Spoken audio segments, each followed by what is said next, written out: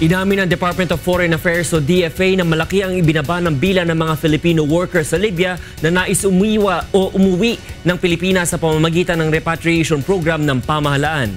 Ito ang balita ni Rosel. Umupa ang pamahalaan ng isang barko upang sumundo sa mga kababayan nating nasa Benghazi at Misrata sa Libya. Naghanda rin ng mga eroplano ang Philippine Airlines upang ibalik sila sa bansa mula Libya. Ang Libya ay nahaharap ngayon sa kaguluhan dahil sa labanan ng mga militia group sa bansa at humihinang puwersa ng pamahalaan.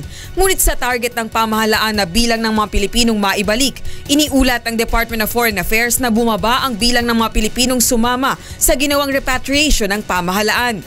Actually, kumonte. Marami nagbabago ng isip. Dagdag pa nito, ang mga Pilipinong nagpatala sa kanila sa Misrata noong August 10 ay nasa 610, ngunit ang sumama ay nasa 365 na lamang.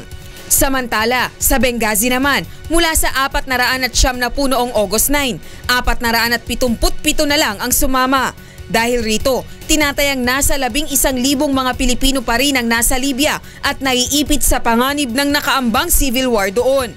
Ayon kay Assistant Secretary Jose, sa ngayon ay iniintay pa nila ang ulat ng mga dahilan kung bakit nagbago ang isip ng iba sa pag-uwi sa bansa. Kaya ang panawagan niya sa mga kamag-anak ng mga Pilipinong ito na narito sa Pilipinas. Patuloy natin tinatawagan yung mga kababayan natin nandito sa Pilipinas na may kaanak o mahal sa buhay sa Libya na, tulungan kami hikayatin sila, yung mga OFWs natin doon, na lumikas na, Ayon kay Assistant Secretary Jose, habang may bukas pang major international airport at land border exit, samantalahin na ng mga OFW doon na makauwi ng bansa dahil tiyak na mahihirapan ang pamahalaang tiyakin ang kaligtasan nila at tulungan sila kung lumala pa ang sitwasyon sa Libya.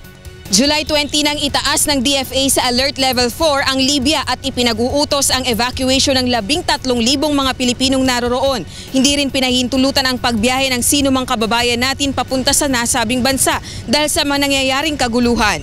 Rosa Licos, UNTV News Worldwide.